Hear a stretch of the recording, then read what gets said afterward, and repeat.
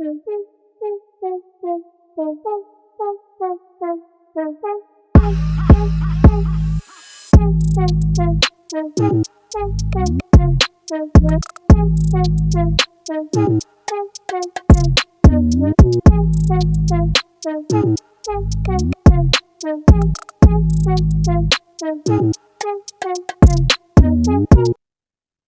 folks, welcome to First Thoughts. I'm Connor Eyzaguirre.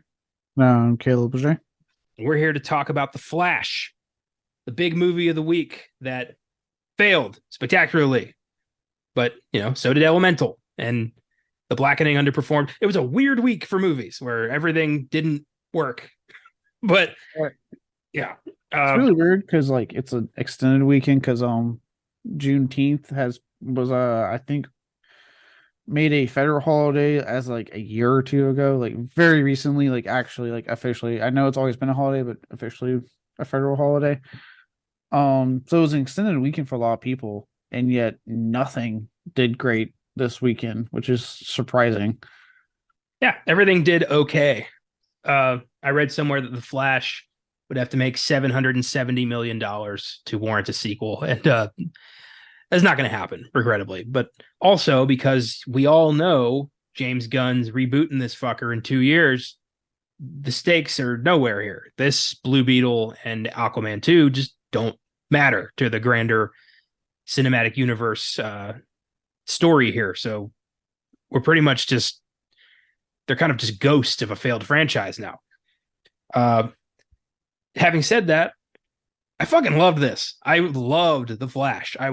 I thought it was fantastic. It was exactly the movie I was hoping for. Very exciting. All is forgiven, Ezra Miller. All is forgiven. It was okay, and all is not is forgiven. I'm just joking. I wanted to see your face. Let's calm the fuck down on that one. No. All right. All is not forgiven. Holy fuck. I can't believe it. He made it to the red carpet without authorities pulling him away from it.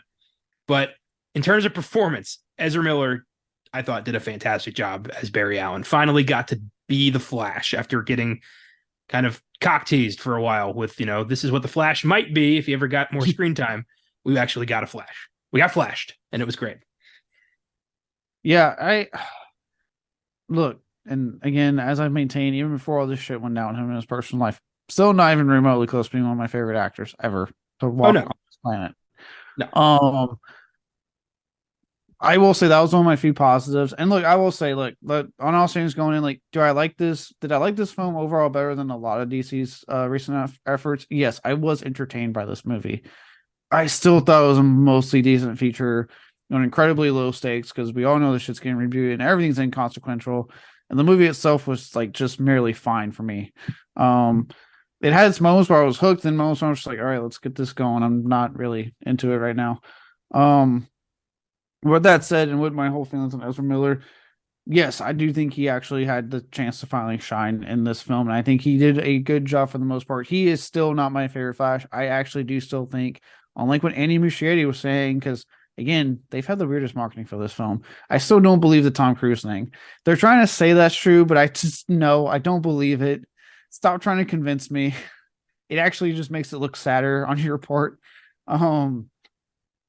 I do think someone else could take over this role and probably be better, if not as good. I agree.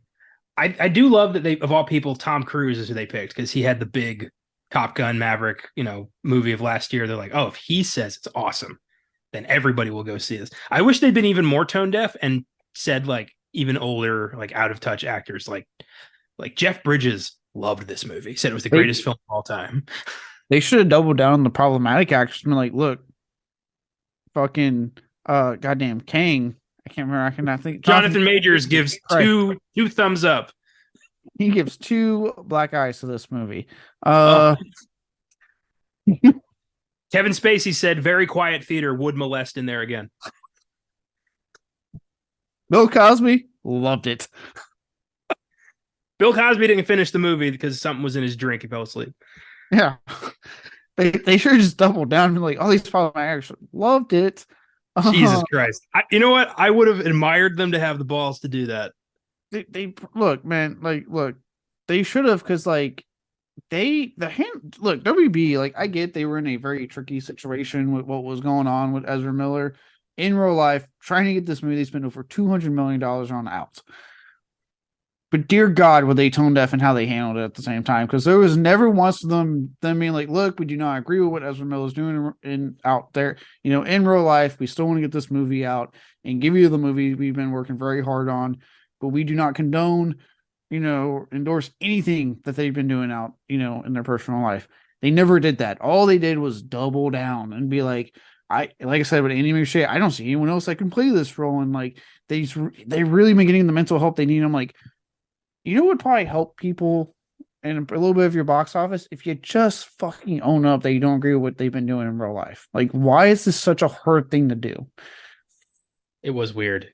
It was weird. And they just kept doing crazier and crazier shit. I mean, there was the assaulting the fan, but then there was the grooming and the weird cult shit and the guns and the vandalism and the constantly going to Hawaii and assaulting people. It was just so much. And now they're just at the red carpet like, I'm so proud of this movie. It's like, dude, how are you not in prison? Yeah. And I was one YouTuber, like you pointed out, good. Anyone else, any one of us simpletons, us peasants, did in like half the shit Ezra Miller did without even question would be in jail for damn near the rest of our lives. But for Ezra Miller, it's like, okay, hey, slap on the wrist, stop that, buddy. All right, don't be doing that anymore. We got a movie coming out, and you're the lead. Movie's out now. You can go get him. You can go arrest them right now. They did a lot of bad shit. I don't know.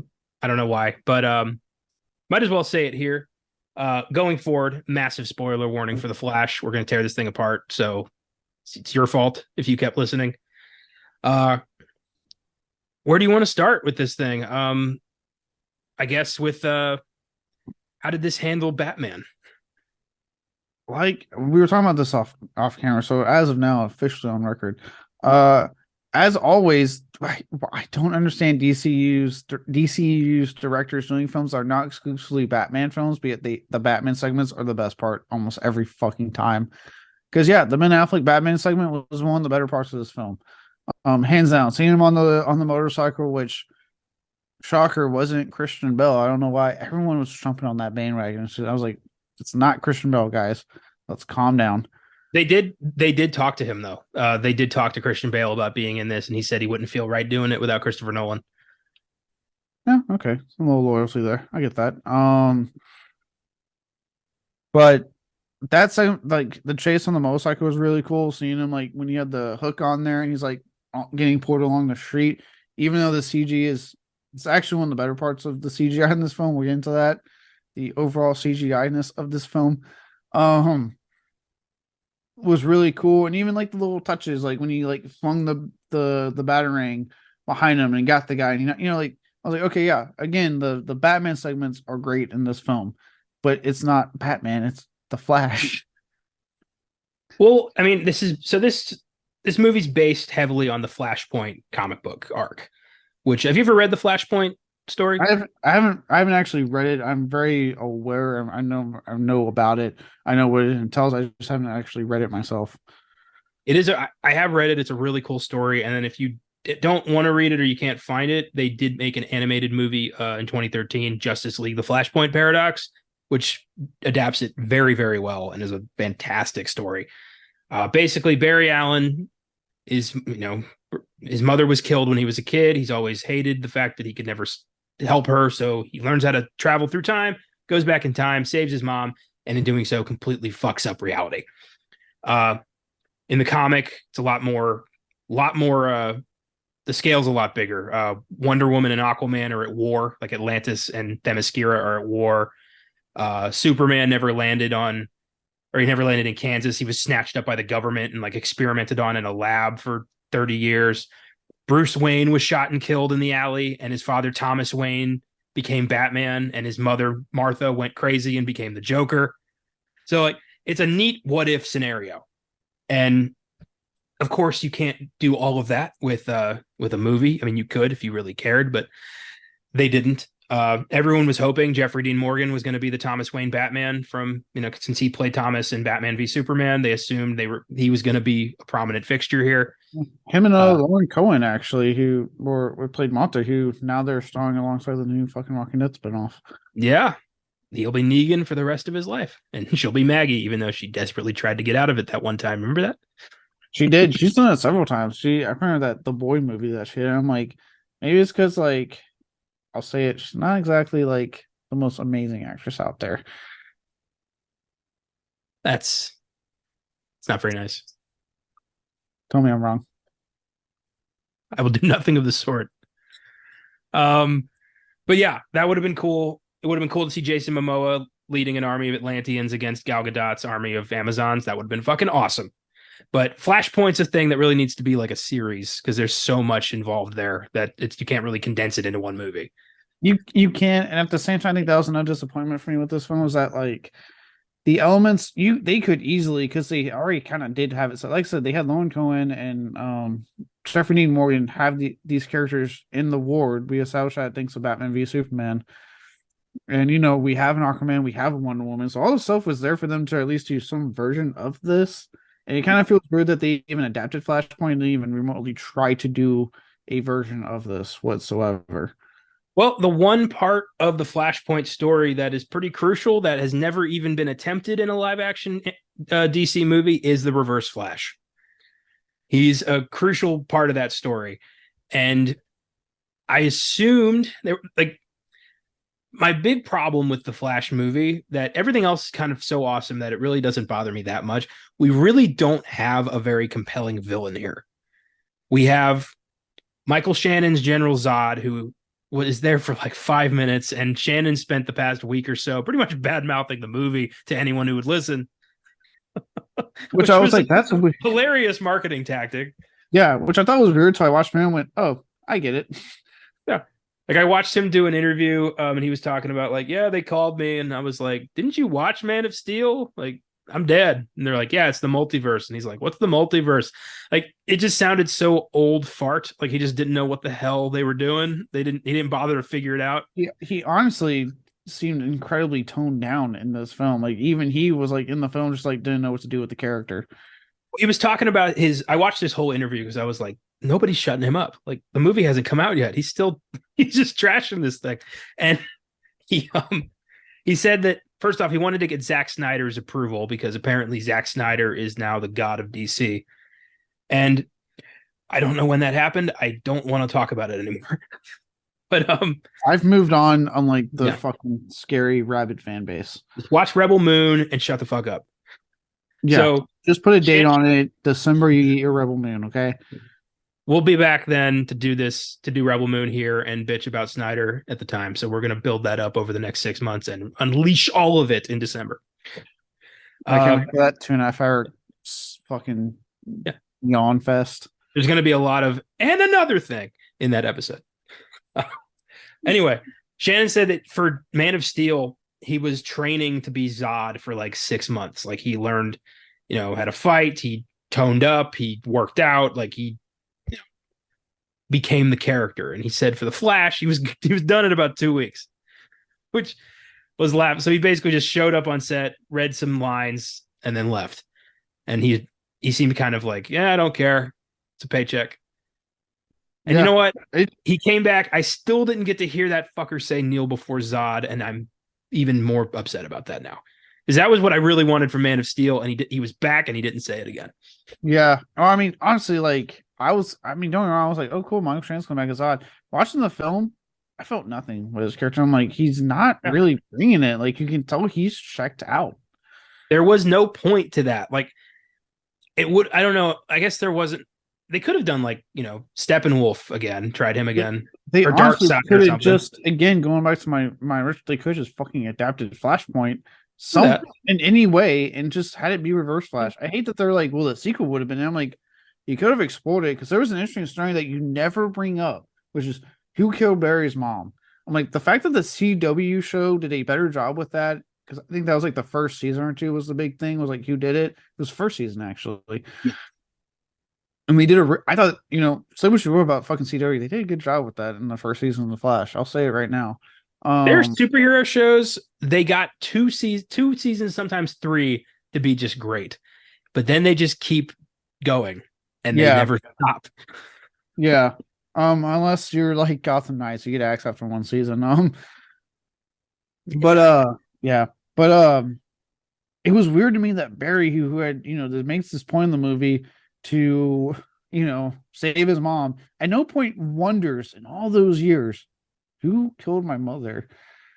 It was weird. I'm like, we're not going to explore that. Like, I would that you would think in this film that'd be one of the main things he would be looking into is like, who the fuck killed my mom? He never questions it throughout this movie because oh, well, in the sequel that we're not fucking getting, then we'll explore it. Well, I figured, and we almost got there, but towards the end of the movie, when younger Barry is determined, like, we can keep going back, we can fix this, we can save Batman, we can save Supergirl, they don't have to die. And he just keeps doing this. And he keeps, turning into this dark entity, Dark Flash, as they call him on the Funko Pop. And there's a moment where he says, like, he gets angry at our Barry. And I'm thinking, oh, younger Barry's turning into the Reverse Flash. Like, he's going to go back and accidentally kill his mom or something, and that's going to turn him into, you know, a version of Eobard Thawne. That's what I thought we were going. I thought we were going in that direction, but then we just didn't. Yeah, that's what I thought too. Like when they started doing it, when they first showed the character, I was like, okay, so they are going to have like a namesake Flash villain in this, and then they did the reveal that it was Barry, which I was like, oh, okay. Like I can't start seeing it coming when he came back, kind of the shit stuck in him. I was like, he's the fucking guy that pushed him out of the goddamn thing earlier, isn't he? And then sure enough, they do the reveal. Well, the thing is with the reveal, like, if you've been paying attention to this movie for the past like 5 years, every major plot point got leaked at some point. Like, Yeah, there was no surprise because nothing changed. Like, I remember hearing like the villain is like a darker Barry Allen, and I'm like, okay. And then it just that stayed there in the script for God knows how long. And I did think that was an interesting idea. Like, a young Flash, unprepared for his powers, doesn't appreciate them, misuses them to hell, and then kind of loses his mind. it was a core idea that I don't think was really utilized well. Because Yeah. like I said, it would have been a lot better had it then been like, yes, he didn't. I even thought they were building up to like, oh shit, he's about to go back and accidentally kill his goddamn mom, and that's what happened. That's quote unquote the Reverse Flash. But again, they still don't do it. And then I'm sitting going, it's really just strange to me that for someone that's supposed to like be defined by the moment that this happened, at no point is wondering who the fuck did this because there's no explanation of like, well, who did do this? Like, dad was gone. The intruder when I got, was gone. Whoever did this, like, what the fuck happened? But it's like they just have the weirdest, like, nope, we don't need to worry about that because you got to worry about that in the sequel. That's not going to happen. Yeah, it is a weird. I mean, they tried to imply that it was like a random crime of opportunity, but I don't. It's the Flash. I mean, it's like Bruce Wayne's parents are going to get gunned down in the alley. Krypton's going to explode. Flash's mom is dead. There's just certain parts of the character that need to be there in terms of their backstory. And Nora Allen's murder is like the biggest catalyst for the Flash. Yeah, it's like the biggest one in this film does it so much disservice, in my opinion. Yeah. Until the one thing I will give them that fucking scene when he goes back to put the tomato back. I'll give Ezra Miller credit. I'll give the movie credit. Holy fuck. That was beautiful. That was a very good scene. And look, we all have mothers. We were all born, into this world. And, for those, obviously, not everyone has good relationships, but a large majority you do have good relationships with your mother. And man, if you watch that particular moment of the film without crying, like, God damn, you're a monster. Because even I was like, oh, fuck, this got me. Yeah. I didn't quite understand the putting the tomatoes on a different shelf. I didn't quite catch that moment. I didn't catch that, and also I'm kind of mixed on that thing. So on one end, I'm like, oh, okay, he was able to save his dad, awesome, and we do know that's always been like in the comics. He eventually gets his dad out of prison. But at the same time, it felt weird to do that after a whole film that quite literally it shows you exactly what just saving his mom did to this entire universe. And I'm like, so wait, so he does that and nothing big happens other than his dad's out of prison. It's not Ben Affleck as Batman anymore. Like, that's a minute change to the universe, but fucking keep your mom alive and like everything goes to shit. Okay. Yeah, the explanation of like how the multiverse works in this movie is kind of difficult, with Batman and the spaghetti. It's like it creates a whole new mess of every universe on top of one another. Like I don't know about that. Yeah, it's just really weird that the movie literally goes out of its way to be like, you can't change the past, you can't change the past. And then he doesn't, but then turns around and is like, I'm gonna change the past. And I'm like, He what didn't the learn fuck? shit. Yeah. I'm like, what the fuck? We just established you're not supposed to change the goddamn it movie. Yeah. Oh well. I did think it was really funny. I was surprised at how silly it was. I thought the interactions between Barry and Barry were really good. Ezra Miller has great chemistry with themselves. Yeah, it's Um, amazing how I look, I'll say this. I don't think Ezra Miller can carry a film on his own whatsoever. Um but I'll give him credit that yes, like the what he was doing with the dual performance was really good. Minus that obnoxious fucking laugh that I want to punch him across the screen. Um trying really hard to be nice, but I just God, it's Ezra Miller.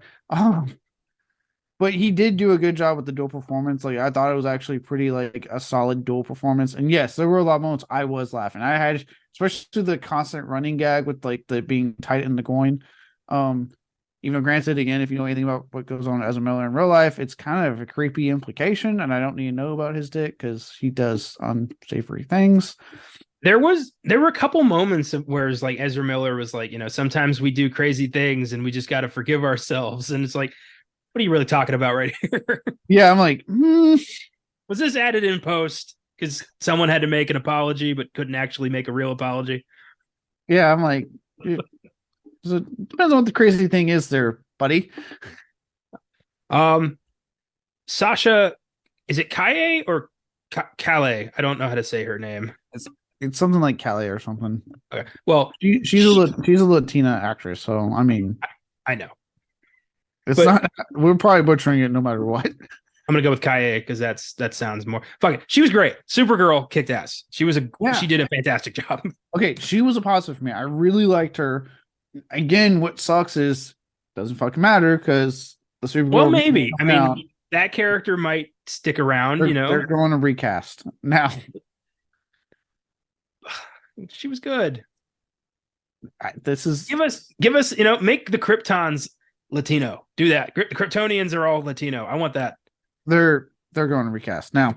Uh, Diego Luna, Superman. no, apparently they're sticking with a white dude based off what I've heard. Those who I've heard are being screen tested right now. James Gunn can't afford to shake things up yet. No, no, WB is probably not letting him. Let's just be honest. Um,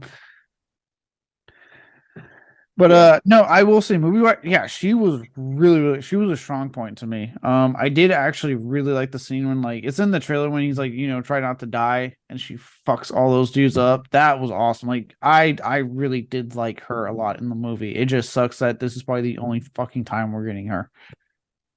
I do think and this is a problem going back to Man of Steel. Snyder, set the parameters of this universe, and in doing so, made the Kryptonians so strong it's not even a contest. Like they're basically gods. They can't be killed. There was no tension with the Kryptonians. I'm like, there's no way Flash could punch any of these fuckers. Like it's this, they're too strong. I'm Yeah, surprised nobody broke out any kryptonite or anything. Like, yeah, they're way too. Which is again why I just cannot wait for this reboot. Like I am so ready to get out of the fucking dumbass Snyder mold that this universe has made for itself. It was I swear I used to like Zack Snyder when I was like I remember watching 300 and Watchmen and even his Dawn of the Dead remake me like these are good movies. I like these movies. And then man, like he did a sharp turn when it came to fucking the DC universe, and for some reason they are still trying to ride his wave, even though it's not box office price not working for them. yeah. Um, I did have a theory of my own. You remember that giant Kryptonian with the hammer that at first glance I was like, is that Doomsday? But it was not Doomsday. I think that's Kal-El. oh, he wasn't actually dead. I think that Zod experimented on him and like morphed him into some Doomsday-esque Kryptonian monster. and that was Kal-El. That's what I thought. I thought the armor was going to fly off, and it was going to be like a weird zombie looking thing that kind of looks like Henry Cavill. No, it's amazing how much they are like going out of the way to not put Henry Cavill as Superman in these films. Like it's Well, I almost knew it wasn't going to be questionable. Cavill, but I thought like it would look kind of like Cavill, maybe No, no, Josh no. Hartnett or something. They're trying so hard to just like not put him in these. It's almost crazy how they're just like, no, no, no. We'll mention him, but he's not in this. No, no, no. There's a Superman looking figure on the news. See, Superman. Now shut up. That's what it feels like. Yeah, it's amazing. I'm like, God damn it. Like he's not Superman and he's about to be not be Geralt anymore. Like, God damn it. Is it Geralt? Is that how you say that? It's your or I think they say Gerald in the show. I always thought it was like Gerald with a T. Yeah, I think they say Geralt in the show. I don't know. I don't know. I don't watch The Witcher. I don't know. I don't know why. That just sounded weird to me. Or I mean, it's not an American like book. It's I think it's like Polish. I have to literally look it up. It's fantasy, you know. Gandalf doesn't sound very American either. Yeah, I'm saying it's not an American. It's not based off an American fantasy book. I would have to look up where it's from, but I forget which European country it's from. Gotcha. I think you're right with Polish. That sounds right. Um, I was not expecting a Gal Gadot cameo as Wonder Woman briefly. I'm surprised. Yeah, I'm surprised. I was like the one cameo that doesn't get spoiled. And also, why does she keep cameoing in movies? Why is she like? Because she keeps cameoing in these DC films. I'm like, why are we doing this like constantly? I think it's weird that in this movie we get Gal Gadot's Wonder Woman and Momoa's Aquaman, and we still didn't get the Flashpoint proper. Yeah, They're both again, in this movie. they're in the movie, and we don't get Flashpoint. I'm like, what?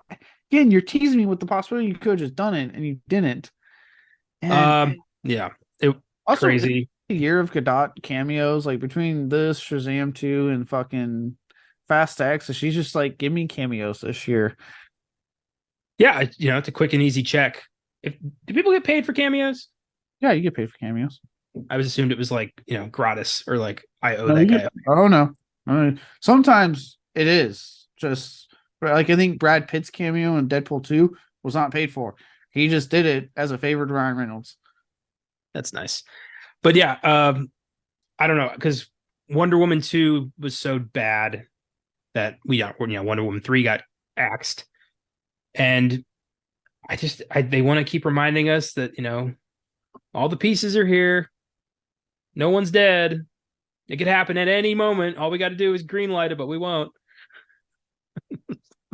If they just screenlight it, but you know, they're rebooting the whole universe. I don't know. So let's talk about the big problem everybody seems to have with this movie, the CGI. I didn't mind. I think it's funny that Mysia came out and said, "Oh, it's supposed to look weird because he's traveling through time." It's like, that's not a great excuse, Andy. It's you trying to now do some PR to save this. Just tell people, you know, it was too much. I think if it were just honest once in a while, like, yeah, we overworked the team, we got as much as we could done. I think people would be a little bit more forgiving than if they were just lying faces. So this was my thing, right? And I was talking about Josh for this earlier. I'm like, at the end of the day, like overall, like, look, a good movie is a good movie. I'm not gonna worry. Like, I still watch Memory Returns, even though the fucking Scorpion King that looks like absolute dog shit. Because I still like the movie overall, right? But we're at a point now to me, and I actually was thinking about this when I was watching a film earlier today before we recorded Brooklyn 45. We're at a point where I'm like, when you spend over $200 million on a movie, this is a big budgeted studio film, and it was delayed as much as it was. There is almost in 2023, there's almost zero goddamn excuse for why your CGI should look like that. When Transformers Rise of the Beast cost less money and that CGI looked fucking fan-goddamn tastic. That shit looked good. I'm like, again, I watched low budget Brooklyn 45 before we recorded, and it's very brief moments of CGI for a lower budget film looked better than this fucking big budget superhero film. Like, I'm sorry. Because of that, I can't forgive that. Like, you had zero excuse for that. So I'm not blaming Andy Muschietti. It's kind of not his fault. Like, there's a whole separate team that works on this stuff. There's no excuse for why it looks like this. And yeah, had the movie like been better for me, I probably would have been at least a little bit more forgiving. But because it was like a decent enough film, it was just a distractor. Especially that opening scene with the fucking babies. I'm like, can you just not make it look real enough, people? Like, Jesus Christ, it's not hard. I thought that was see, I'm at the point where I don't give a fuck if it looks weird because I know it's fake. You're not going to fool me. So fuck it. I just want good story structure and character design or character development. That's what I care about above all else. If CGI looks wonky, I can forgive it if everything else is working fine. And it was, in my opinion, for this movie. So the whole baby scene, I thought like this is a great Flash moment. Just Flash, slowing down time, saving all these babies. I thought that was a really cool scene. I think the movie got a lot of good Flash moments right. Like it felt like a Flash movie above all else. And I was worried that it was going to feel like a Batman movie with the Flash shoved into it. But it did feel like a Flash movie. There was good Flash moments. I didn't really like the animation of him running fast at all, especially from far away with the stupid arm movement they kept doing. I love when he loses his powers and he tries to do it again and he just looks ridiculous. Yeah, that part was cracking me up. That part was funny. Because like yeah, the clearly CGI'd moving hands and he's around. I was like, that looks stupid. Please stop doing that, please. Um, but yes, for the most part, I thought there was a lot of cool Flash moments. The stupid looking CGI babies that I'm sorry they could have just looked fucking real. They could have spent the goddamn money on it. It was a cool sequence of him saving the babies. Like it's and seeing this time slow down. I like the idea of like he has to keep eating because of his fucking calorie intake, but constantly being so fast. And even the moment like towards the end when you think they're going to beat the Kryptonians and that the song kicks on and the two Flashes are working in tandem. That was a cool moment. So it definitely did have a lot of great Flash scenes. I don't necessarily like that Barry Prime went a good chunk of this film without his powers after a while, which was like, oh, god damn it. Okay. Well, that's in the Flashpoint comic. Like when Barry goes back in time, when he fixes this, the new timeline, there was never a need for a Flash. Like he never worked for Central City Police Department, so he never became the Flash. So he asked him and Batman recreate the accident to try to get his powers back, and it nearly kills him the first time. So they did do that proper in terms of Flashpoint. Okay. I thought that was done really well. Okay, and then I'll forgive that. I stand corrected. But I love the use of "Salute Your Solution" by the Raconteurs for that scene. That I love Jack White. So again, it was like, they're winning me. They're winning me over. This is good. Yeah, that was like I said, that part was really cool. So yeah, like as far as this being a fight, like yes, it was my worry that like is this really gonna be a true Flash film? We're just gonna get all these characters and that's it. They did do a good job making this a Flash film for how long it got delayed. Because there were a lot of great Flash moments. I did get a good joke when he like the suit flies up in the air in slow motion and it just drops to the ground. He's like, you're supposed to put that on while I was in the air. Yeah. There's little moments like when Barry, like in a younger Barry, puts on the suit and like his not quite aligned right. He's just like trying to get it on his eyes. It's like I like that. I liked hearing the names Wonder Woman and Aquaman. I think that's the first time we ever heard those names in these movies. DC is so goddamn weird about that. They're like, no. The phone call with Arthur Curry's father was hilarious. I'm glad they got Tamura Morrison to do that. It's like, you want to talk to my dog? Like, no, don't you have a son? Like, no. Who is this? Piss off. Yeah. I loved when he was like, isn't your wife like an Atlantean goddess? And he just looks over and he goes, no. Yeah, that was cute. All right, with that, let's talk about the big thing. The return of Michael Keaton. Did it live up to your expectations? For the most part, yes. Michael Keaton is still hands down one of the best, if not the best, to ever put on the Batsuit. And I do wish now in hindsight they had not put in both of his iconic lines into the trailer because when he said them, it was kind of deflated in the movie. Yeah. But with that said, like it was so great seeing him back in the role and back in the character and seeing him in the Batsuit was fantastic. It was good. That part was good. For me, it was the use of Elfman's theme. Like hearing the bat theme again got me so fucking excited. I I knew we heard it in the trailer, but hearing it in action was completely different. And just seeing, Batman fighting again and the Batwing. I love that it was the same set as the Wayne Manor from the Burton films. It was the same set, like the kitchen and the dining room and the study. It was the same. The Bat computer. It was all the same. It was the return of. I grew up with the Keaton films primarily. The Schumacher ones too, but Batman and Batman Returns were my Batman movies. And to me, no one's ever surpassed Michael Keaton as Batman. And I'm so glad he was willing to do this one last time. And it worked out so well. He was the best part of this movie by a mile. Yeah. Oh yeah. Anytime he was on screen, I was happy. I was locked in. I was like, yes, I'm into this one. So yeah, Michael Keaton's Return as Batman, 100% worth it.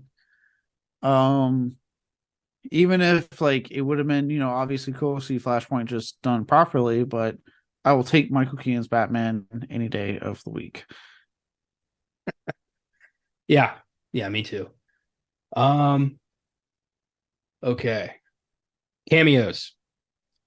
So towards the end of the movie, Dark Flash, or whatever you want to call young Barry, decides I'm gonna keep traveling through time to save these people, and he keeps fucking up and he keeps rewriting history, and slowly and surely holes are created in the fabric of reality, and different universes start clashing onto this universe. And in doing so, we get a host of very creative cameos. First up, we get a little Adam West and a little George Reeves. Very cool. The most well known of the older depictions of these characters.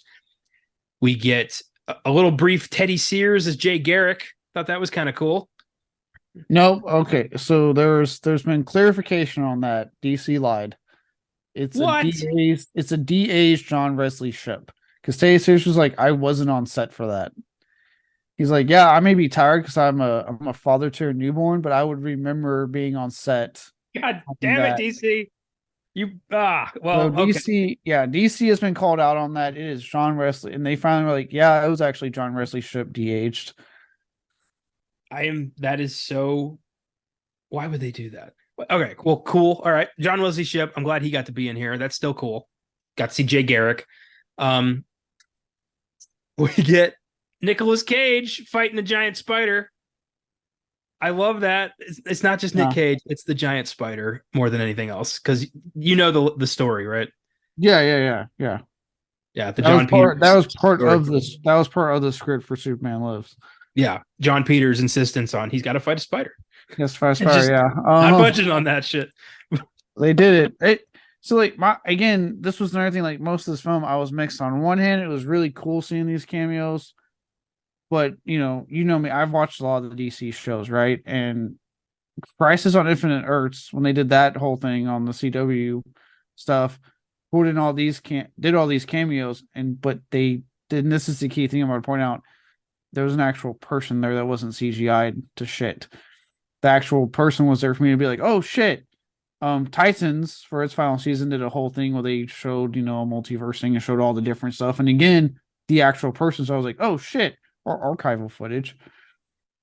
So on one hand, it was cool seeing this happen in the Flash, but on the other hand, every aspect of it was CGI'd, obviously CGI'd, because Nick Cage does not look like how he does again in the movie. Again, was it cool seeing him how he was supposed to look? Absolutely. For those who have seen the screen testing for Superman Lives. But at the same time, it's like, oh, I'm just seeing a CGI rendition, especially in Christopher Reeves, I'm sorry, you said George Reeves, right? Well, George Reeves first, but then we do get we get Christopher Reeves, but for those who don't, Christopher Reeves is been dead. So it's like I'm not getting the actual person, I'm just getting a fucking CGI rendition, which is for me not nearly as cool. Look, Christopher Reeve has been dead for a long time, but he is still and always will be the most iconic depiction of Superman on any screen. And the fact that I think this film did it justice. It was a neat way to see him again, and with Helen Slater's Supergirl too. That was cool. And I thought it was tasteful. And I'm just, I'm happy we got something. I I would have been more happy if they just did archive footage somehow, like just mix the archive footage, and then I have a tangible thing to look at, not like, oh, it's cool, but it's a CGI creation of a very been dead for a while now, Christopher Reeves. Well, yeah. All right. Well, I guess we'll just agree to disagree there. I was just happy to see the guy and have him be recognized as, Superman. I'm not saying I wasn't happy that he was right. I mean, he is. I actually still love his first two films as Superman, one in the Donner cut of two, not the theatrical cut. Um, for those who know, and if you don't, look it up. Butcher Donner cut Superman 2 all the way. Um, So that was cool. I'm surprised that was all we got. Like I was, I mean, the opportunity here to kind of go into every version of any DC property ever, just even briefly, was cool. And again, I think that's what to me was also disappointing, because again, like somehow Crisis did more with their fucking multiverse thing, and that was a CW show, for Christ's sakes. They pulled more from it than this movie that cost over 200 million. I can't keep referencing that this is a big budget studio film. Yep. Did more with it, and again, Titans did more with it by doing the archive footage. And then, if you really want to get to the nitty gritty of it, Across the Spider-Verse on the Marvel side did more with it, with their shit. They were pulling from more. It's like, why did this film cost so much and they poured from so significantly less? And from the most obvious choices, which was Superman and Batman properties, because it's all DC can somehow fucking make money off of. Yeah. Well, all right. What was Linda Carter's Wonder Woman? That would have been a cool cameo. Like, she's still alive, people. That was going to be my question to you. Like, if you were in charge of production here and you were given the green light to include any DC character that's appeared in any TV show, cartoon, live action film, anything, who would you have brought in for a brief appearance in this movie? Oh, I would have been reaching out like crazy. I would have been reaching out to Linda Carter. I would have been saying like, hey, what archive footage can we use from the old stuff and try to incorporate in here? I'd be obviously talking to all the different people that played Batman, including I'd reach out to Val Kilmer and be like, hey, do you want to do some kind of cameo? Because you were at the end of Batman. It'd literally be like reaching out to every fucking pocket that I could of living actor, that could, and those that aren't, see if we can do archive footage of their product. I would, me personally, my big thing would be like, we're going to avoid as much CGI as possible, because I want the real thing for the fans. Well, first off, you would have been fired immediately by Zaslav, who's like, he's not playing ball, goddammit. But oh yeah, I would have. Because God bless, I want to make sure that fans can actually get like excited. Because, like I said, there's a reason I got excited for Keaton. I saw it was actually Keaton. Now I know obviously he is not doing those fight scenes. That was a stunt person. But it was Keaton in the suit for a lot of scenes. It was him physically doing the acting, so I could get excited, I could get like behind that, like, yes, I'm fucking pumped. Yeah. I agree. It is cooler when they're actually there, but when they're dead, there's only so much you can do. I would have included a lot of voiceover. I would have had dialogue from various projects playing over certain scenes. Like Teen Times and the Batman animated series. Batman. I would have included Kevin Conroy, for fuck's sake, going, I am Batman at one point, just have that overarching the movie. Would have done that. I would have included Keanu Reeves as John Constantine. Yeah, he's still alive, and WB said they're making a sequel, so why not? I would have a little bit of like, some maybe Raven from Teen Titans saying something. I'd have Ron Perlman's Deathstroke. I'd have George Newbern Superman say something. Clancy Brown's Luthor. Like, I would go through everything, and just have something. I want everything represented in the DC multiverse. Yeah, it was astonishing to me how little was represented in this film. Like, how fucking little ultimately got represented, when they have so much that they could draw from. Because for all this shit, we're giving the live action stuff, like their animated stuff hits usually. Like, they have many animated shows that people love and adore. Their animated film department is doing great. Like, yeah, I would have poured from that shit too. Absolutely. Yeah. But the biggest surprise, and I cannot believe that we actually had this happen, Barry goes back to his time. Everything's fixed because he decided to change the location of the tomatoes. Ron Livingston gets away once again. And That was a very that was an Office Space reference. Anyway, um, Bruce Wayne shows up to congratulate Barry, and who is it but fucking George Clooney? I mean, holy hell! The one person I think everyone was like, no way. Oh yeah, I regret that was funny. Again, it gets kind of deflated because it's like you're not going to do anything with this. Like we're not getting a sequel to this film. We're never going to explore Well, this. But even if there was a 770 million success and we were getting Flash 2, no way in hell would there be a George Clooney Batman movie ever again. no, so it's like there's a part again, like with a lot of this film mix, because a part of it's kind of deflated knowing we're never going to explore this. But as a joke, this thing, it's a good joke. It works. Because it's like, how do we do? Oh yeah, we get the one Batman that everyone despises, and see if we can get him into this movie. Another thing I would have done just to kind of set that up a little bit in the big multiversal look thing, I would have included somebody. Arnold would have shouted "Freeze-well" at some point in the background dialogue, and I would have included a shot of Chris O'Donnell as Nightwing. Oh yeah, yeah, Yeah, that would, and then yeah, because how come only Clooney gets some redemption here? He deserves some too. he does because he was just trying his best and not great movies, guys. Like, give Chris O'Donnell a break. I remember I read recently that Alicia Silverstone said that she's interested in playing Batgirl again. And I then looked around on the internet for another 2 hours to find out who asked. That's never happening. Yeah, I was like, I don't. That's not happening. I'm sorry, Alicia Silverstone. We're good. But I guess if I'm gonna, if O'Donnell deserves, so does she. She could get a little redemption. She could have popped up as a cameo or something. But it is cool that they're willing to, like that Clooney's willing to, he doesn't see Batman and Robin as like this taboo subject of like, I almost killed my career. I'm never talking about it. He sees it as a, you win some, you lose some. I'm just glad I was able to overcome that, but never forget that you can fall that hard. So he's kept that alive, and he's kept it as kind of an inside joke with himself. And I'm thinking, he was willing to play Bruce Wayne one more time just so he could kind of do it right a little bit. Yeah, at least get a moment to be like, let me, one being on the joke and just do at least get a moment, at least a minute of just like people were actually liking him as Bruce Wayne Batman. No, the way he's acted about that over the years is how I wish more actors would act when it comes to like usually when they do a fucking horror film early in their career. I'm looking at you, Matthew McConaughey, and Eyzaguirre. Because it's like, look, you always get those extra, like, it's like they try to bury the damn film. They're like, no, we can't. Look, I'm not going to sit here and say like Chainsaw Massacre Next Generation is a fantastic work of art. I know it's terrible. I get a kick out watching it. I know it's bad, but do a Clooney. Just be like, hey, look, I was in it. I was young. I need to get my foot in the door.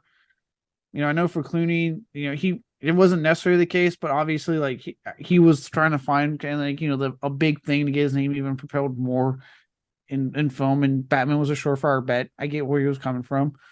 At the time, I was a surefire bet, but like like, hey, look, we did this. It was messed up, but at least I still got a career. I still got work, still doing stuff. Just whatever. See, that's the difference with Batman and Robin is like the people who look back on it fondly are the people who got to keep their careers. Like Arnold Schwarzenegger and George Clooney, they weren't hurt by Batman and Robin. Chris O'Donnell and Alicia Silverstone, and to an extent, Uma Thurman took the hit for that. Yeah. Well, I'm saying like even extent I'm saying like actors outside of that movie, like that have been in stuff that their career isn't hurt, but they still try to bury the film. That's why I actually brought up that is weird. Yeah, that's why I brought up the Chainsaw Massacre one, because McConaughey and Zellweger, them other their fucking reps keep trying to bury that, and I'm like, your career is still thriving. Well, McConaughey, your career is still thriving. Hey, Renee is a 2-time Oscar winner. She's doing just fine. Okay, fair enough. I just haven't seen her anything in a while, so I was like, is she still doing good? But your career is still thriving. So why do you care so much decades later if that people know you're in this film? It won't affect you now. It's not like it's some snuff film. It's not real. Like McConaughey didn't chop up a bunch of people in Texas in the 90s and then just never talked about it. Yeah, it's the fourth film in one of the most well-recognized horror franchises of all time. Yeah. The weirdest one for me is Jennifer Aniston with Leprechaun, where she just denies she ever even set foot on that set. Yeah, I'm like, again, your career is fine. You're still working. I don't Yeah. understand. It's not like this is gonna be some big scandal that like erases your friend's residuals. So just calm down. Yeah, it's like I don't understand actors like that's why I really like I said, like, yes, now going back to the Batman Robin thing, if it's Crystal Donner, Alicia, I get it, their careers took a hit. I know Crystal Donner has been doing TV, so he's been working still, but you know what I mean? It was still a hit. And I get where they would be a little bit more resentful. I totally would understand coming from that perspective. Yeah. I respect that, like, like Clooney, Schwarzenegger, who won't hit, didn't sit there and go like, oh man, fuck this movie. They went, hey, look, I'm still working, I'm still doing good. Had a little misstep there, whatever. I loved Schwarzenegger's reaction to it. He did an interview with GQ, part of their iconic actors series, where he talked about, his time on set with some of his most recognizable films. And he talked about Batman and Robin. He had nothing but good things to say because he made like $80 million and he got to be a goofy Batman villain for a while. And then he immediately did like The Sixth Day. So there was he didn't get hurt at all by Batman and Robin. Nothing torpedoed Arnold ever. No. Yeah. It just amazes me when actors are just like, when they have a good career still and they're still just like, I was in that movie, like what, like Kevin Bacon, I think, has more recently come around in recent years to being in things like Friday 13th and Tremors. But at first, he was like, I don't know what you're talking about. I was like, no, you were in that movie. That is so weird that actors would do that. Like, it's not like it's a secret. People have this shit on Blu-ray. They've seen your face. They know you're in the fucking movie. Stop it. Yeah, you're listed on IMDb as being in this movie. Let's calm down. You can't purge that shit from public consciousness. It's not possible. So just own up to it and focus on your next project. No one's like, it's not even a bad, like, no one's saying it in a negative light either. That's the weird thing. Yeah, that is half time. It's like we're all sitting going like, "Hey, look, who's in this movie? That's awesome." I've even been on record. I've been on record on the podcast, and with many people who ask me, McConaughey is fucking awesome in that Texas Chainsaw Massacre movie. He's one of the better parts to that movie. So why does it matter? I'm not being negative about him being. Sorry, Zellweger, you're kind of boring in that movie, but McConaughey's done way worse shit that he should be way more ashamed about, like Failure to Launch. Yeah, I was like, be more ashamed of that. But like, yeah, I don't get that. It's like half the time, especially like horror fans, they're just they're not doing it in a negative way. Like, oh my god, they're like, oh shit, look who's in this movie. Like, it's like we're excited. Like we don't give a shit. We think it's awesome. Yeah, I will never understand that. Like, if I ever became an actor and was in some low budget slasher that like propelled me to, success in some way, I'd be grateful. I'd be like, I'd be celebrating that movie. I'd be like, look what I was in. Look how cool this is. Like, why don't they do that? Yeah, I won't care. And if my agent was like, yeah, we're trying to bury it, I'd be like, you better fucking stop it because I'm doing good now and people like that movie, so I don't care. Unreal. I do not get it. Thankfully, Michael Keaton was never resentful about Batman because he was, he's been saying for years, just randomly, I'm Batman in shit where he's like in interviews or commencement speeches, which was the funniest one. You ever see that? No. He did a commencement speech for, I don't remember what college it was, but he said like, and I just want to leave you with two words that have always given me a lot of hope and hopefully will drive you further into the world. And he leans into the microphone and just goes, I'm Batman. And everyone goes, like freaks out. Like, I love that guy. Oh yeah, he's forever grateful for that role. I mean, think about it. He was one of the earliest ones to face that fucking stupid backlash of like, really, he's the one playing this role. We can't ever see. I think he did a lot of comedies before that. He was in a lot of comedic stuff. And every single actor who has played Batman has received that backlash. Yeah. So and yeah, he was like one of the earliest ones to get it. So it's like, and then I think with Val and George, it was after the fact. Yeah, it was. But then he became one of the most beloved. So it's like it really worked out for him. I was just, god damn it, I had the actor in my head. I was like, another actor that has completely embraced their past role, and now it's fucking, god damn it, it's left me. I hate that now. Damn it. Well, I think most of them do. I think most people who appear in, goofy shit early in their career, they do own up to it. But there are the weird ones who are like in some weird denial about it. But most of the time, they're like, yep, I did that, and look where I am now. They'll pop up at like the Draft House screenings and be like, that was so weird, but thank you for seeing it. You know, Nick Cage says that shit all the time. He'll be like, yes, Vampire's Kiss is my favorite movie. And everyone will be like, really? Really? More than Face Off? More than Con Air, National Treasure, Vampire's Kiss? Really? That's the one we're going with. To me, it just makes me like an actor more when they embrace all the dumb shit they've done and just take it in stride. Yeah, it's like they, yeah, it's like, look, just embrace it, just enjoy it, because then as long as you got work, as long as you're doing work, you're good, you're fine. You got to pay the bills, even as an actor, you got to pay the bills. So like, just embrace it. If you got lucky and you got a movie role that people have latched onto. Yeah, like I was reading up on they just started production on Beetlejuice 2, and Michael Keaton was saying that like he's filmed some stuff and he says it feels just like it did in the 80s. I'm having such a blast. This is so much fun. I've always wanted to come back to this character. And I'm just like, I fucking love you, man. Like Yes, and it just fucking came to me. Oh my god. Okay. I was thinking about it because he talked about how Michael Keaton always mentions being on Batman. Did you hear about Brendan Fraser rocking a screening of The Mummy in his Rick O'Connor outfit? I knew he did a screen. I didn't know he was in the costume. He was in the costume. That's fucking great. Oh, I wow. think he's very serious about like, give me a script for The Mummy 4 and let's go. Give me Old Man Rick. I think he's very serious about that. I hope he's extremely serious. I hope he starts talking to people, and I hope he's I want that movie so bad. I want some redemption for Rick O'Connell. And yeah, I love that he's one of those guys who's very much like, yeah, I'll do it. I love doing the Mummy. Like, good for you. Good for Brendan. I'm so glad that came back to me. I was like, oh yeah, because I watched that video where like he came on stage in the outfit. I guess he didn't tell the audience. So it was like a complete fucking surprise. Ah, that is awesome. I was another guy who does that is Jack Nicholson. Like he's very open about like every role he's ever played and how like he loved playing the Joker. He said like that was one of the most fun times he ever had on set. He talks about it fondly. Well, not really lately because he doesn't really do interviews anymore. But same with like The Shining. He talks about how like neat that process was. Like he's very open about his career and very affable. He talks about how neat The Shining Oh was. yeah, he had a great time. He had a fantastic time.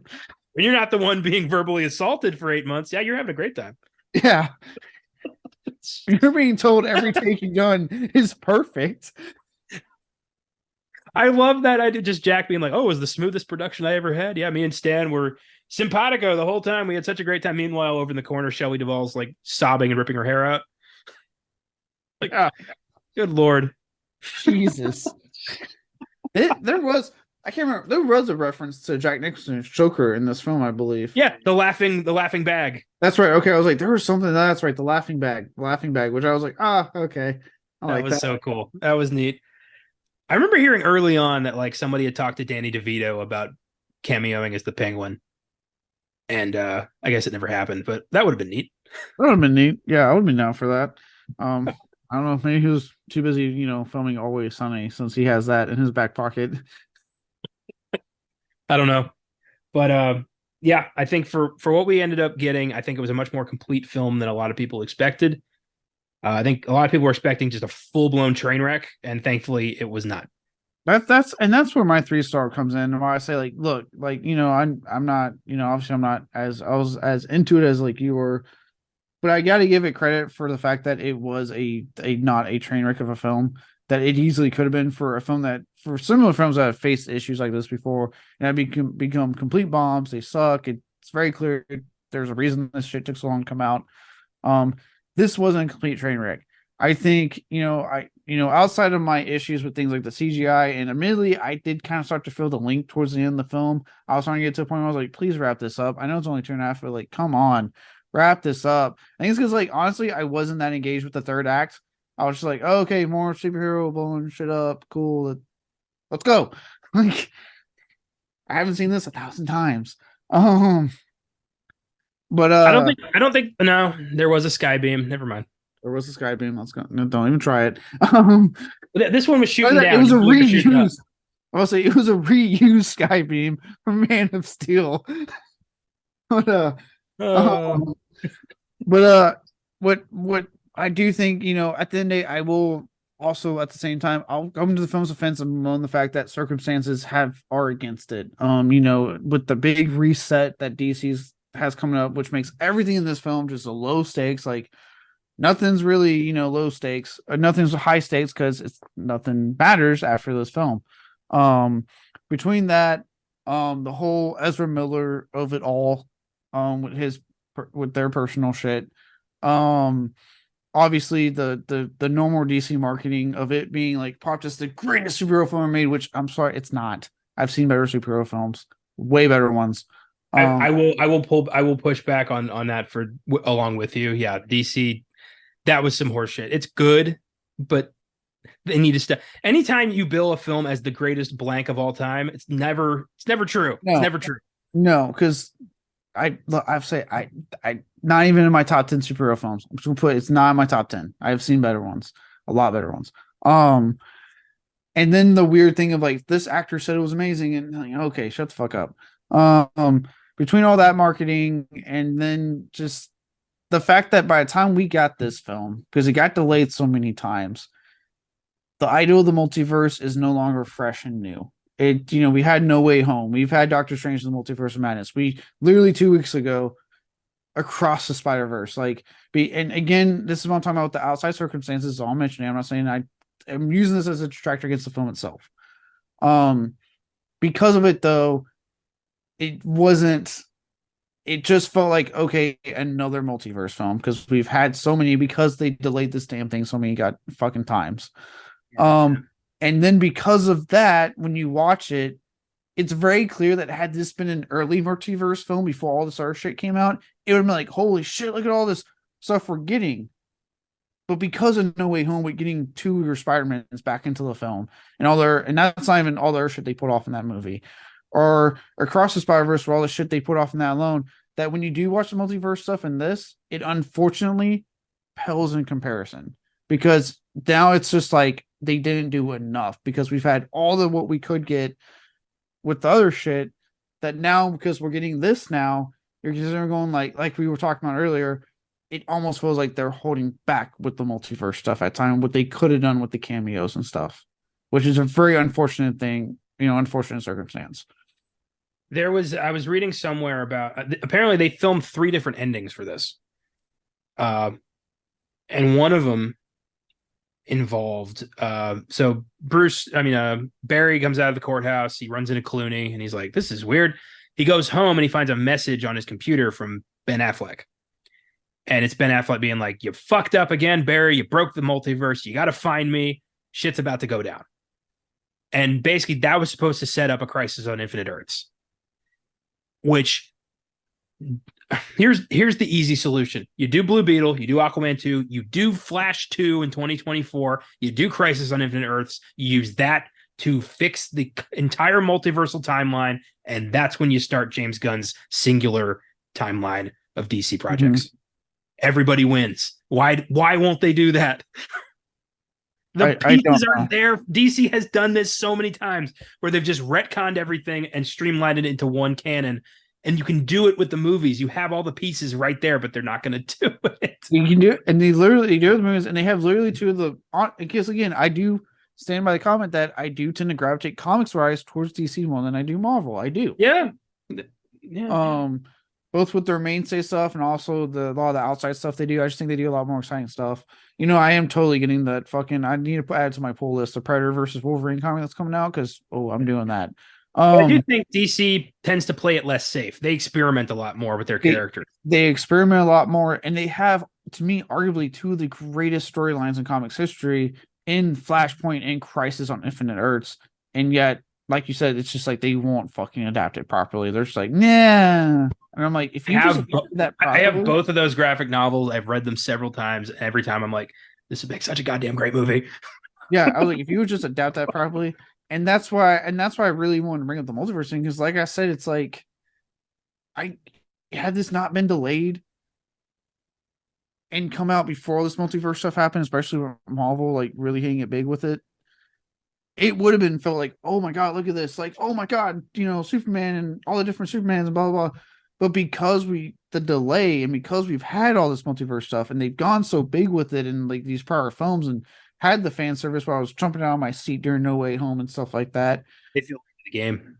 It feels like we're playing, like you said, we're instead of them taking this awesome creative risk, it felt like it was playing it safe. And I've seen this before, and not only that, I'm not getting nearly as much with this film out of it. It reminds me of. Do you remember the South Park episode where Butters keeps trying to do outlandish things as Professor Chaos, but then his buddy's like, "Hey, the Simpsons already did this," and he keeps Oh getting yeah, increasingly more pissed off about it. It feels like yeah, that with the DC being like, like somebody leaned in and is like, Marvel did this last year, right? And they're just like, yeah. shit. Oh yeah. Oh, I know someone when it was like, hey, did you see Across the Spider-Verse 2 weeks ago? 2 weeks. That's the saddest part. Yeah, I was like, literally, I want to say right now, I had this light bulb moment today. I was like, they were the same fucking movie now that I think about it, with the same exact themes. You know what? If instead of younger Flash, like instead of younger Ezra Miller, if he'd fucked up the universe, goes home, and Grant Gustin walks in the door, then it would have been awesome. Like that whole thing would have been way cooler. It would have been so much. And I stand by it. Say which will CW shows. Grant Gustin for 9 seasons was a good Flash. I liked him as the Flash. He did what was necessary. I don't blame him for CW writing. Okay, I'm not blaming him for that. Nah, because no.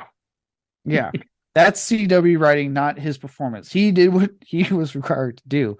It would have been I to this day, and again, that's what I'm talking about with them holding back. I'm like, you literally had the Flash show that just ended last month.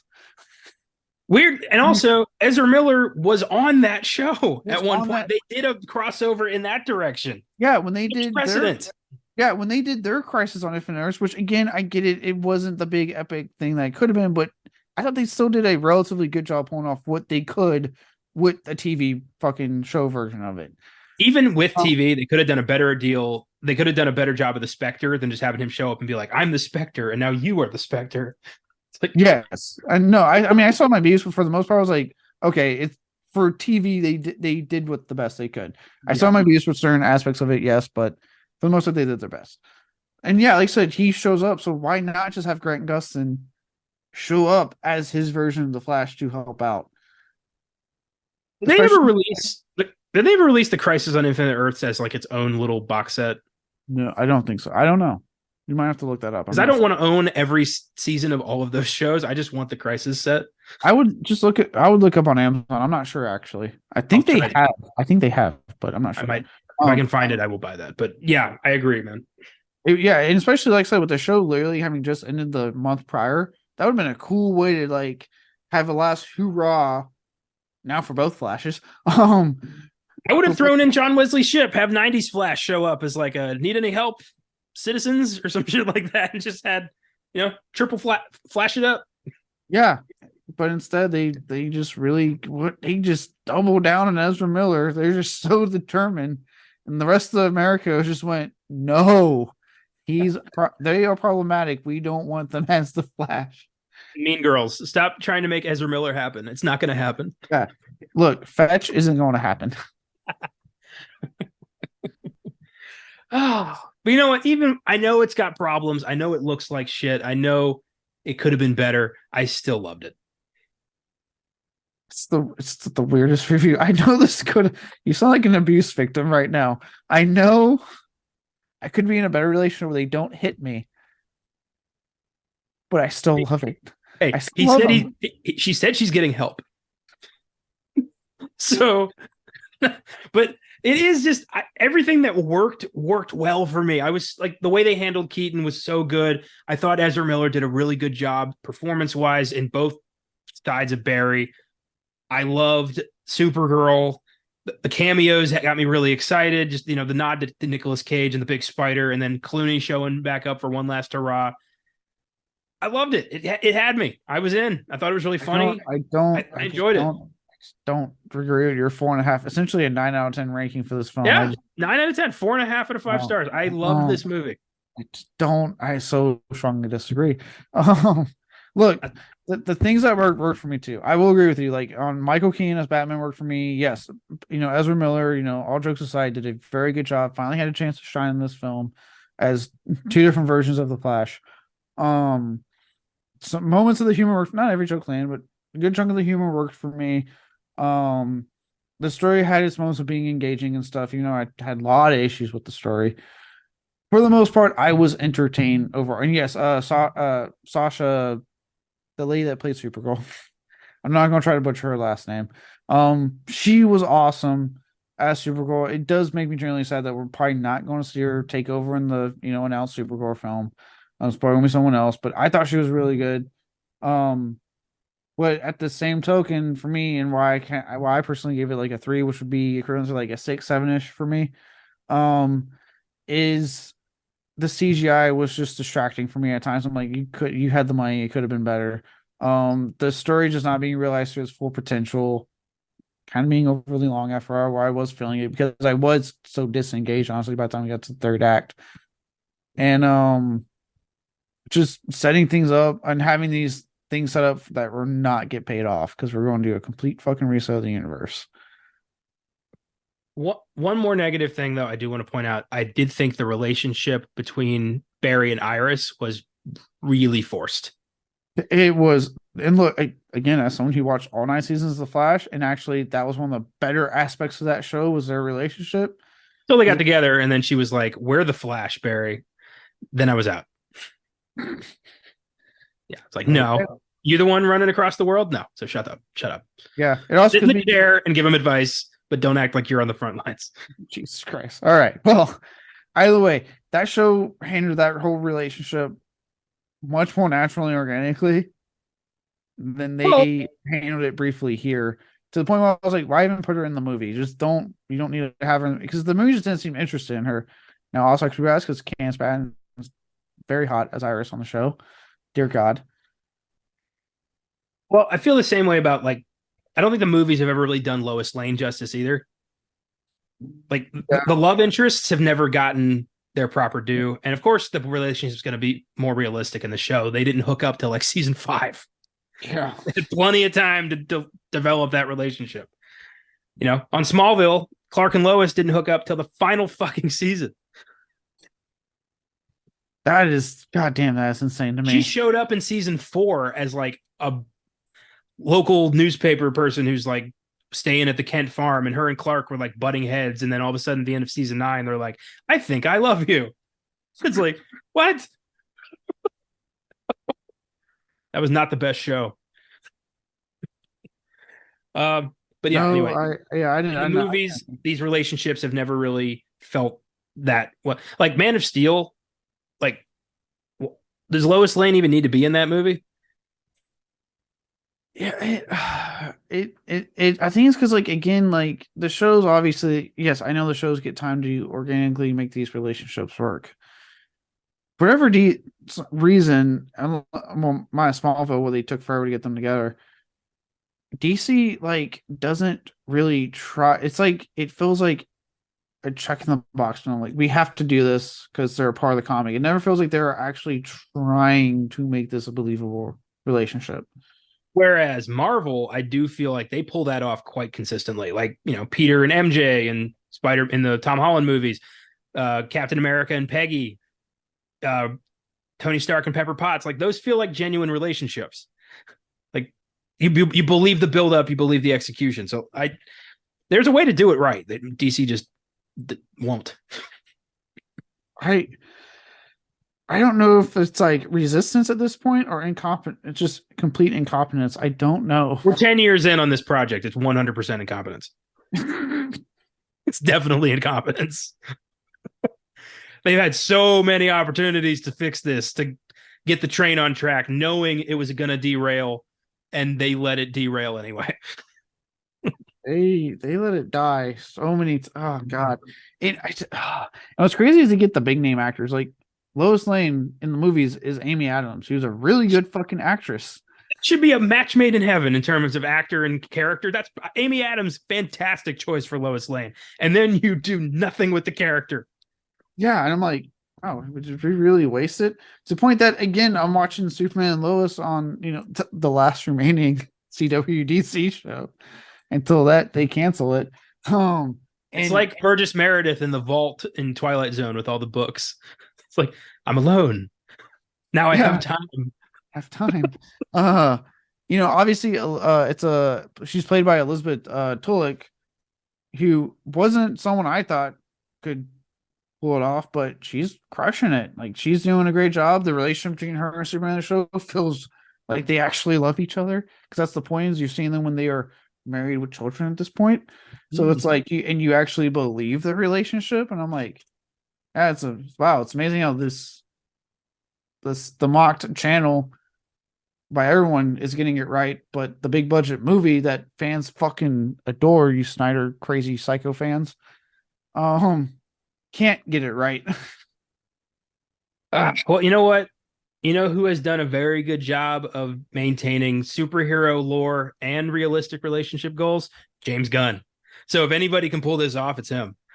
Yeah, and based off what I'm hearing, he's doing it right. He is screen testing apparently for both Superman and Lois Lane, not separate, like hey, together. Like Good. no, yeah, Chemistry. not only do you need these characters, obviously you need to be these characters. You need to make sure your chemistry is on point too. It has been, I feel like it has been decades since I've seen Clark Kent. I've seen so much Superman. I haven't seen Clark Kent in a very long time. I want to see that. You need to watch Superman and Lois Lane because you also get plenty of Clark Kent in that show as well. Okay, maybe I will. Because, yeah, I feel like, that dynamic, that side of Superman has not been explored a lot in a long time. No, that show, I'll give it credit. I was like, are they really adding that? First off, apparently it's outside the Arrowverse. Like they were very adamant, like not an Arrowverse show. Fuck off. I guess they were like, no, we're not attached to that shit. You're not affiliated with me. Yeah. But because it's determined to also tell Superman stories, but also explore his relationship with Lois and their two kids, you get Clark Kent stuff with him, with Lois and the children, and him in town. So it's like, oh, okay, nice. So I get Superman stuff and Clark Kent stuff, and it's all fully explored. Part of the Daily Planet with Barry White and Jimmy Olsen. Yeah, they are not in the show because it's it takes place where they move back to the farm. Like Martha They dies. move back to Smallville. Yeah, Martha dies, and so they move back to take over the farm. Okay. Yeah. All right. Well, you saw my list. It's on there. Well, all right. Yeah, talking DC is always like, it does feel like an abusive relationship sometimes. It really does, and I mention all the time. It just boggles my mind that like they literally have some of the best characters, best storylines in comics history, and for some reason, they fumble it when it comes to movies. They keep being made by people who I feel like read the Cliff Notes or the Wikipedia summary of these projects and thought, yeah, I could probably do that. Yeah, and then it felt like that up to Snyder, and then we get like the guy that is like they are gods, and I got to go into deep psychological exploration of these characters. I'm like, I just need a superhero film that does these characters justice. Let's calm down. Yeah, the best Superman movie ever made remains to be the Richard Donner cut of Superman 2. That is yet to be topped. And you know what? I don't know if it will be. It's the perfect Superman movie. I have faith in Gunn because he seems to actually, based off his interviews, based off what he's saying, he seems to actually fucking understand this character.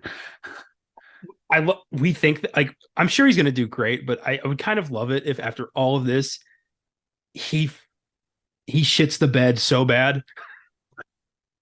It's not even watchable. His plan all along, it's like Superman 4. His plan all along is just to like absolutely destroy DC and then just bounce out of there. He's kneeling before, like, it's like Vader and the Emperor, but it's like Gunn and Feige's like, "Rise, my apprentice, well done. You have destroyed the enemy."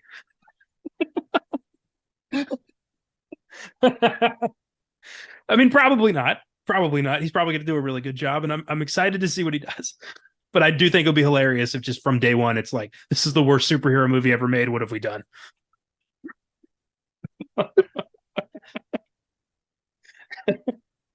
The whole time they're like, "Hey, remember all that marketing shit we did for 2023 with every single film? Yeah, do that so we can try to get people in the seats again." Superman's like Kevin James or something, right? They're still going, have one of the actors come out as an anti-vaxxer, say this actor saw it and it's the best thing ever. God knows what they're going to do for Blue Beetle and Aquaman this year. God knows what tricks they got up their sleeves. Sluther is played by Ezra Miller.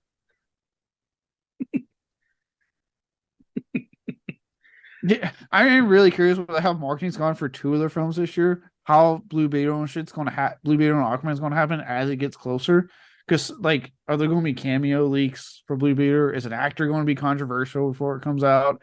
Is one going to start spoiling shit because he didn't care? I think George Lopez is in Blue Beetle. Is he going to be troublesome before the film releases? Like, what? He's gonna say some off-color shit in front of a microphone. I just know it. Yeah, like what the Like I fuck? didn't think my character would die that early, but hey, like just some shit like that. Yeah, like what the fuck's going to happen at this point? Because they have had zero luck with marketing this year.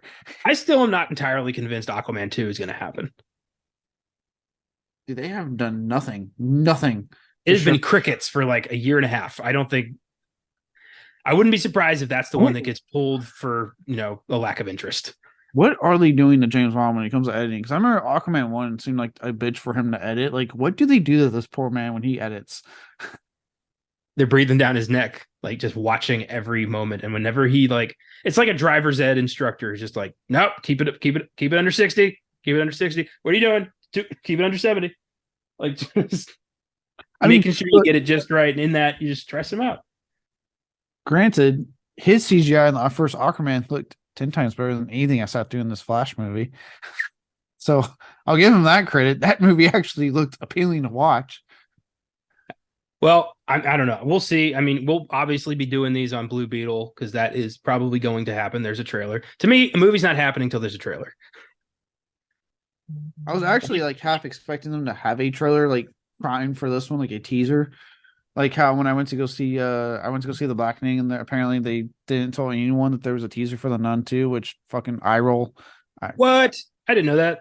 Yeah, there was a teaser for The Nun 2, which I mean I don't care because I despise The Nun with a passion. It's one of the fucking worst goddamn horror films I sat through. So what you're saying is you will have none of this. I hate you for that pun. And also, yes. Dude, it took me 3 times to sit through The Nun because the first 2 I fell asleep. I was fucking bored. I did not care. Dumb fucking movie. I liked it. Blood of Christ and all that. Yeah, no, I was checked out. It was dumb. I hated it. Blood of Christ. All right. Well, anyway, the only Conjuring, I did not like the Conjuring 3, and I didn't like the first Annabelle or Annabelle Comes Home. I didn't really dig that one either. I can truthfully say most of the Conjuring universe I don't like. It does not hit with me that much. I like pretty much like the first 2 Conjurings and the second Annabelle, and that was it. Yeah, you're probably right. And I did only see The Nun one time, so maybe I should revisit it. Yeah, I feel like it awesome, but I didn't like it. And they had a teaser apparently before The Blackening for The Nun 2, which I was like, I remember I was watching it and I was like, I haven't seen this trailer. What the fuck is this? And then I saw Thaisa Farmiga pop up, and I was like, in her outfit, and I was like, is this The Nun 2? And sure enough, Valak pops up for a jump scare, and I was like, it's the fucking Nun 2.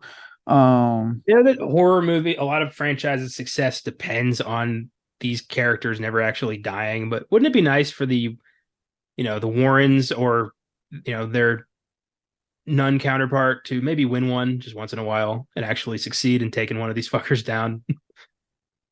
It would, but that's not going to happen. Yeah. Wouldn't it be nice if somebody actually put Freddy in the ground or stopped Jason or actually killed Michael? I mean, legal rights stopped Jason for a long time. Yeah, that's true. If you can't beat him with a machete, beat him in court. Yeah, but apparently he survived court because we got a TV show. Manfredini may have had a slip of tongue and revealed that he's working on a new Friday 13th game.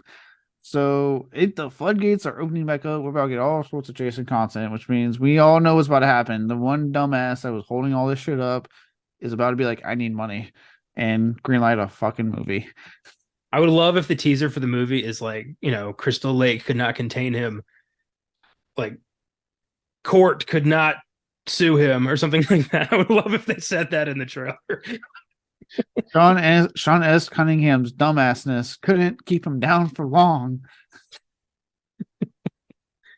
You can't kill Jason with legal fuckery. You can't do it. Can't. He's coming back to the big screen eventually, folks. It's going to be a glorious day. I'm sure at some point we will see Freddy Krueger again. I just don't know when, and I don't know why nobody's talking about it. So I've heard apparently like the rights aren't as like in the estate clear as it was. It's apparently weird things going on with the rights, and obviously when they do get it, then figuring out who's right. It's. I would not be surprised if we just never get a new fucking Freddy. Which I mean, honestly, it's kind of like Chucky. I'd be cool with if after Brad, and again, obviously I know Brad Dourif is still voicing Chucky, but eventually he's going to have to hang it up more than likely. Um, I don't know how interested I would be. Both those franchises have had reboots where they've had other actors, and I will say I will defend Jackie Earle Haley's performance. I thought he himself was trying really hard. I just thought it was a terrible script and stuff. But obviously fans were like not into it. And then I saw the Child's Play reboot, and I love Mark Hamill to death. He's awesome, but again, just it no. It was like this doesn't work if it's not Brad Dourif. You know what I mean? It's just like Freddy doesn't really work that well if it's not Robin England. Like he is that character. It's hard to do a reboot of a franchise that is so tied to one specific actor. And yeah, those are probably the two biggest examples of that. But money talks, bullshit walks. So Yeah, give it a and few years. which franchise could get easily rebooted with a different actor. The director and the studio thinks they can't. The fucking Flash. Let Ezra go. It's okay. Yeah, well, the movie's out, so this is it. Yeah, this is it. Anything else you wanna say about the Flash before we hang it up here? Look, if you've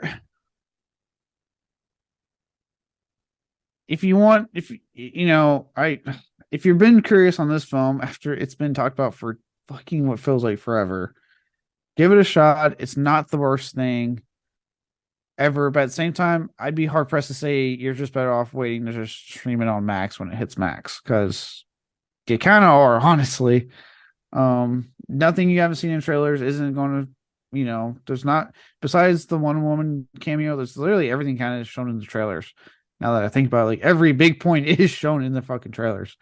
Do I, like I said, do I find it better than most of what DC's been coming out with recently? Yes, it's a step up from Black Adam, it's a step up from Shazam 2, but for me personally, not by a huge margin, not by a lot. It's just this one was entertaining, whereas those I was checked out for a good chunk of the movie. Yeah, I didn't feel bad about taking a bathroom break during Black Adam. I came back, I hadn't missed anything. Yeah. I'll say this. There's an episode of American Dad where Stan befriends George Clooney and gives him the nickname Cloontang. And every time I see George Clooney, all I can think of is, it's fucking Cloontang. And that's what I thought when George Clooney showed up as Bruce Wayne for one final ride. So thank you, Cloontang, for being a good sport. That's all I got. Okay. Go see The Flash. It'll probably be in the theaters for another week or so, because that's as long as shit lasts now. Also Especially in theaters, DC films that don't last long. that's true. Also in theaters, Elemental, Pixar's latest failure. The Blackening looks cute. I'll probably go see that this week sometime. I have seen it. I thought it was actually, I liked it more than I did The Flash. It is very, very funny and does do a very good job of skewering the classic trope of the age old trope of black people in horror films. I thought it was really good overall. Again, I did not the best thing ever, not my most favorite horror comedy of all time, but I had a good time with it. Nice. Also, the Korean drama Past Lives is out. If you can find that, I've heard that is very good. And Transformers Rise of the Beast still limping along. I had intended to go see that last week after watching all the Transformers movies, and I got to Dark of the Moon and I stopped because I couldn't do it. I couldn't do it. I hear you. So as someone who will defend the first two of Shia LaBeouf for just being mindless entertainment, I don't really like the two Mark Wahlberg ones. Skip those two. Honestly, just fuck those two. Skip them. Watch Bumblebee, because Bumblebee is a not Michael Bay directed one. Bumblebee's really fucking good. Even people who hate the series will defend Bumblebee. Bumblebee's good, and then see the new one, because it is good. The ones that have not had Michael Bay direct have been leagues better than his movies. All right, maybe if I have time, I might go see Transformers: Rise of the Beasts. It's a little too late to do a first thoughts on that one, but whatever. Just for my own peace of mind, I hear there's some big reveal at the end of the movie that got There's people an insane twist that I'm actually super fucking excited for if they go through with it. I don't know shit about the Transformers lore. Am I going to be lost in this twist? No. You'll be like, they're really going to mix this IP. It's like it's a mixture of IP that's fucking. I was like, what? Okay, I think I know what it is. They've been talking about that for years. Well, we'll see. Yeah. So, like I said, I say, yeah, I'm with you. Don't worry about two Mark Wahlberg ones. I don't really like them myself, especially like last night's fucking terrible film. Long as fuck. That's like 7 hours total of shitty Transformers movie that I just don't want to do to myself. Yeah. And like I said, I personally I love the first three. I'm not saying they're great films. I'm not going to be like they're not masterpieces. I just think they're mindless fun entertainment. Especially 1 and 3. I know a lot of people have their issues with 2, and I definitely get it. I have my issues with 2, and I still have fun with it. But I definitely see what people are saying. I get it. But I say skip those 2. Bumblebee all the way. Haley Steinfeld, John Cena, not Michael Bay directed. Yeah, not Michael Bay directed. It is actually a solid fuck. I remember I did not watch it when it came in theaters because like I'm good. Even I was like, yeah, I was like, I'm good. I'm checked out after last night. I'm okay. And I finally gave it a shot one day. I was like, okay, this shit's good. This is what I'm talking about. Well, all right, maybe I'll go see it. This week we've got on my calendar Asteroid City, which looks exciting. I'll probably be doing one of those, one of the Johnson boys, and No Hard Feelings, which I think looks fucking hysterical. So I'm looking forward to seeing. Yeah, I kind of want to see that, even though like I don't think there's been a laugh out loud amazing comedy in a long time. Yeah, But that one doesn't look bad. It's good to see Jennifer Lawrence kind of coming back with like a raunchy R-rated comedy. yeah. We don't get enough raunchy R-rated comedies anymore, so hopefully this one looks good. But we might do first thoughts on those. We might not. You know the drill. This is whenever we feel like doing them. That's pretty much the attitude we've been taking with the podcast for the past year. Is like when we fucking want to. And We're for sure doing one on the new Indiana Jones because I already have my ticket for that. That will 100% happen. We will be talking about indie, all things indie. I'm very excited for Dial of Destiny. So that'll be in a couple weeks. Very cool. Take it easy. Go see some movies, and we'll see you next time.